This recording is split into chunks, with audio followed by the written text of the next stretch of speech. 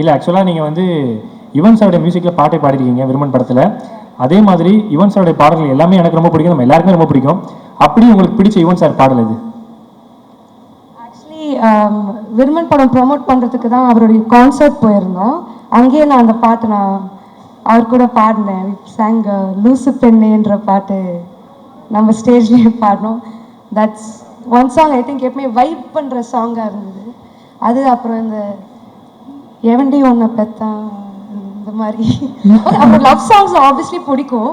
ஆனால் டக்குன்னு போட்டு வைப் ஆகிற மாதிரி அந்த பாட்டில் ரொம்ப இல்லை. பாருங்க நான் டீசெண்டாக எவ்வளோ குவைட்டாக பேசிட்டு இல்லை இல்லைங்க, இதுதாங்க ரீசெண்டாக நல்லா இருக்குது சூப்பராக. ஆக்சுவலாக என்னன்னாங்க யுவன் சார் பாடல்னாலே அதுக்கு பின்னாடி அவ்வளோ மெமரிஸ் இருக்கும். ஃபார் எக்ஸாம்பிள் நான் வந்து போகாதே பாட்டு கேட்டு எனக்கு ஒரு மெமரிஸ் வரும்.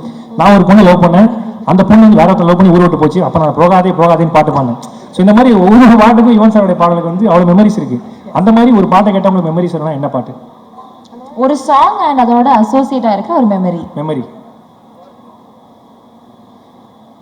Oh God, I feel Yuvan sir has like a go-to song in every situation in your life.